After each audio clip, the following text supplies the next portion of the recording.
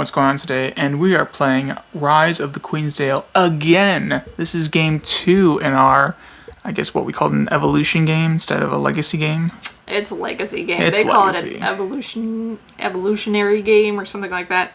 But it is a legacy game. So yeah, this is game 2. We're not really sure how many games are in the campaign. I could look it up, but we're just going to kind of go with it. We're having too much fun. Yeah, we're just going to see what happens. So we are instructed to read these 3 cards at the start of this game.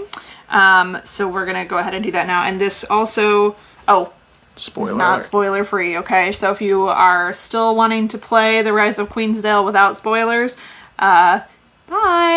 There'll be other videos. Yeah. So in this game, we are attempting to, at least one player is attempting to get to the second epoch here, which is 16 points. So, and here's a little bit of story to set the mood, plus it's going to introduce a few new game elements. So, it is the wish of His Majesty, the most benevolent Neo-Monk II, to announce his delight at the rapid progress of construction here in Queensdale.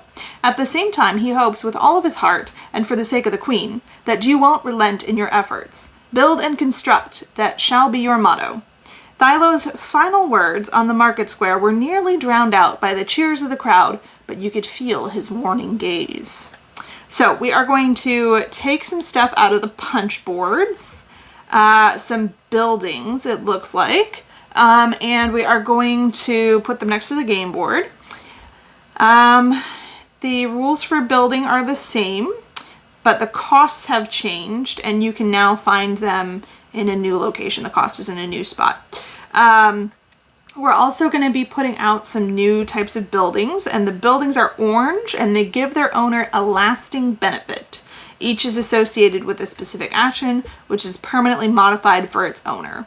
And there are several different kinds of new buildings, and they give different abilities to the owner of the building. So there's that. It says, you will soon run out of building sites in your borough. That is why, from now on, you will be able to place new building sites. A single new building site costs 8 materials of your choice. Timber, stone, clay, guilders, which is the money, bread, and later also marble. It is created by using the build action and gains you fame points. You can create 2 building sites at once with a single action, but it costs you 12 materials. So you get a bit of a discount if you do 2 at the same time. You still only get 1 fame point though for that. Or the number of, I guess for us it's gone up this game.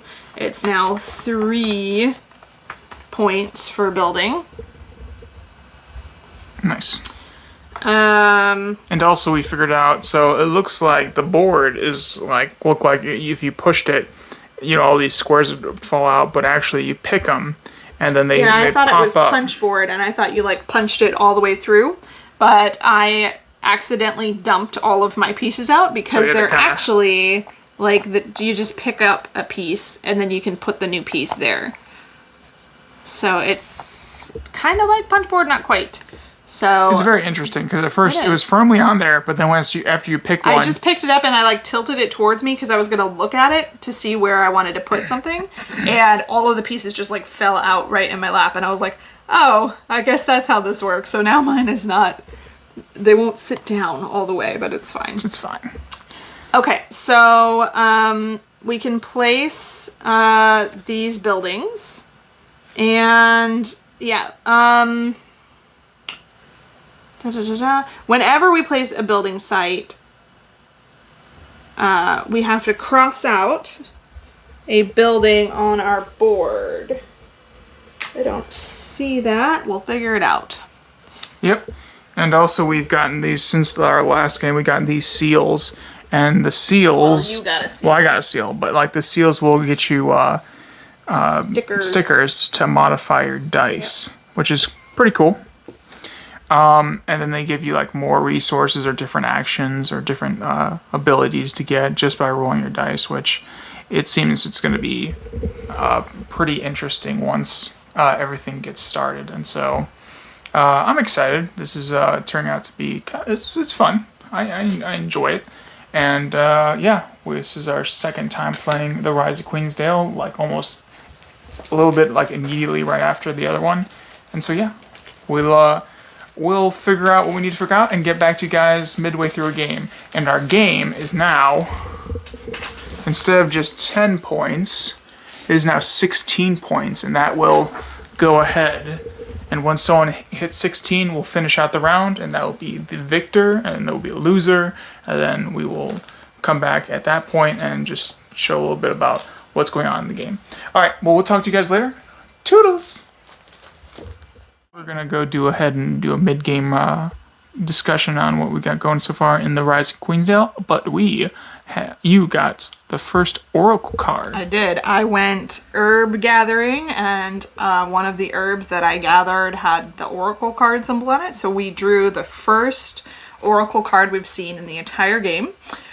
So the way that these work is there's a section of text that I read out loud to everyone, and then there's a section of text that I get to read just to myself, and nobody else gets to know what that is. So this is what I can read to everyone. Sabrina stood next to an old ruin that had barely resembled a building. The clairvoyant seemed to have been waiting for me. Her look was haunted, and she spoke with a broken voice. Sometimes I see the future like an outline in the mist. Some of it might happen, some of it might not. But one thing is for sure, the Black Death will come over this land and will claim many lives. Then she bowed her head and continued talking to me in a low voice. Now this next part, I don't have to share with you, so I'm just going to read it to myself. Well, that's a bummer, because I want to know it all. But she probably gets some kind of secret vaccine or some secret know-how or something like that. But, yeah, so far in the game, I've got 7 points, Sarah's got 3, but that's not, I rushed on a couple of things, building some stuff, and gotten some points through her herb gathering, but Sarah's not too far behind me. And yeah, I mean, this is a pretty cool game. I'm liking this Legacy game. It's different than some of the Legacy games I've played thus far, but I really like. I do think we really enjoy Legacy type games, and this one is just. It's been out for a little bit, and yes, my guy's name's Frederick, and she's snickering over there for some reason. It says at the bottom of the card, it says, "Keep this card until it's time." So. Ominous. But yeah, we really like it. Again, the board, the development of your section is pretty cool, where you get to pick things up and then pick them up and then place your new tile there, and yeah, really enjoy it. What kind of Legacy games do you guys get into? Is this one you've been looking at? Has this video convinced you? So far, I recommend it. I'm having a lot of fun with it. It's a decent game in and of itself. It's pretty simple right now. It's primarily like you roll dice and then you spend the dice to gather resources or perform different actions. And there's enough variety in the actions that you can perform to where it's definitely interesting, but it's not overwhelming. And there's a lot of stuff that I'm just enjoying doing in the game. So it's cool. I like it so far. Nice. Just be careful with these boards when you're picking them. Don't. Be gentle. Yeah. Maybe get like some tweezers or something. So sad. I actually legitimately do have a little bit of OCD.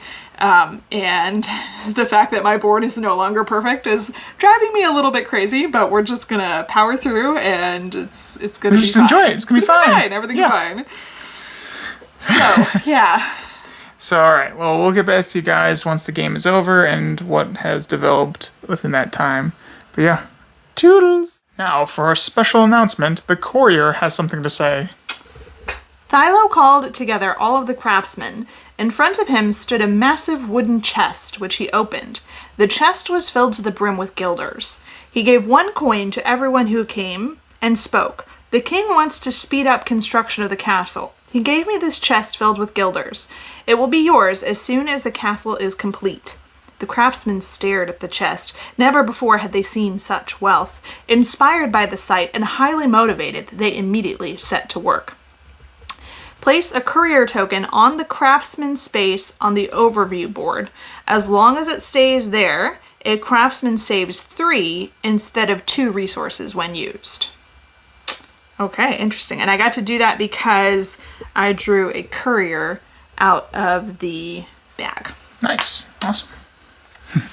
All right, we'll come back.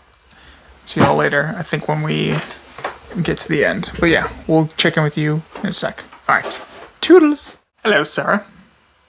How goes it? So game 2 is over. Nick won. He had 17 points and I only had 13.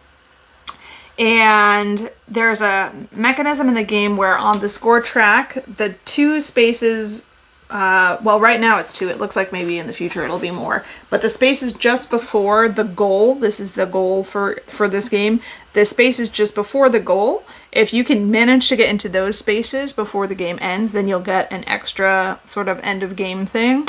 But I was 1 point shy of that, so I only got 1 end of game thing.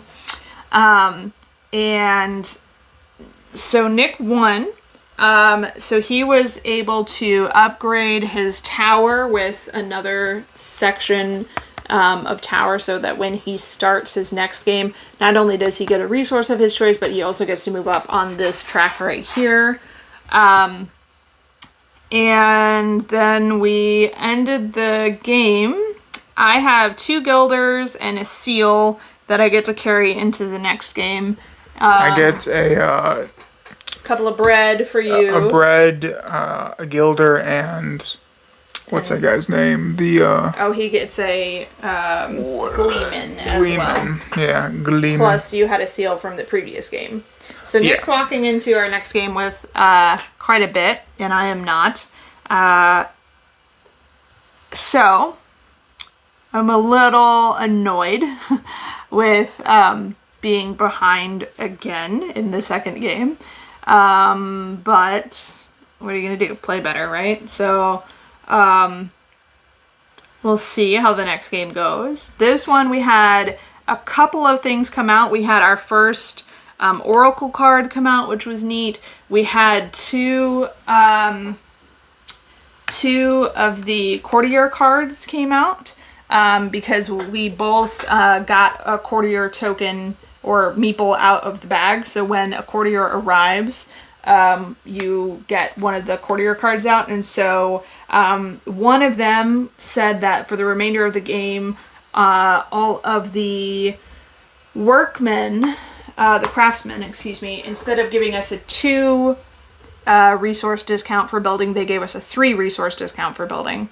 And then another one that came out said that at least one space from every section on the board would be blocked off. So like this token ended up over this space here, so we were not able to use 1 extra space for each of the resource locations on the board for the rest of the game. So yeah, that's pretty much everything that came out during the game. We also, what was I going to say? Let's see. I don't entirely remember. I think that new buildings. We had new buildings this time around to build. We started with some new buildings. I was able to get 2 of those buildings as we played. I think I only got one of those buildings. What does yours do? Mine, every time I build one of these little huts, I get to move 2 spaces. Nice. So the huts are herb gathering huts. And at the start of the game, you put these little tokens randomly on each of these bush spaces on the board. And if you have a herb hut on a particular type of herb, then you can move your gatherer around and they can gather herbs from that particular space. So for example, my herb hut was in the purple herbs section, so I was able to collect these purple herbs when I moved my guy around. So for Nick, when he builds a hut, normally you just build the hut and you don't get to move unless you also spend another action on a future turn to move the worker around. But now when he builds a hut, he'll get to move his worker right away. And then the two buildings that I acquired this game was this one right here and this one right here. And then I also managed to build myself another build site. So I will be able to continue building in the future without having to pay to establish a build site. So the buildings that I acquired this time, this one lets me move that gatherer one additional space. And this one right here gives me 1 guilder discount when I purchase things from that location over there. Normally it costs 2 guilders and you get 2 resources of your choice. But with my, I think it's a grocer, with my grocer, I pay 1 coin and I get 2 resources. So I do feel good about having a little bit more established village than Nick does. In my burrow, but he is walking into the next game with a good chunk of resources where I do not have those things. So we'll see. He is also, the next time that he reaches the level 2 epoch, he will get to change out this piece right here. I still have to reach that the next game, hopefully, and then a second time after that. Since he reached his this time, he got to check off this little block on his player board, and that means that he will get to surpass that requirement next time, where I still have to meet mine. So yeah, at the beginning of the next game, we will read probably not that one. Read this out loud with the first player.